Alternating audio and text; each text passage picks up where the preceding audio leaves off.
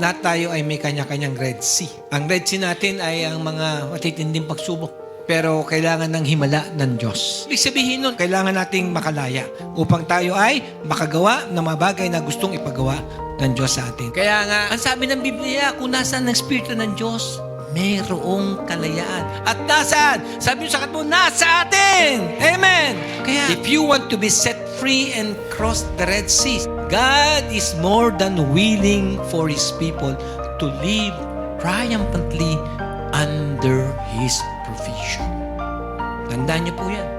Papalayain ka ng Diyos at magiging matagumpay ang buhay mo araw-araw.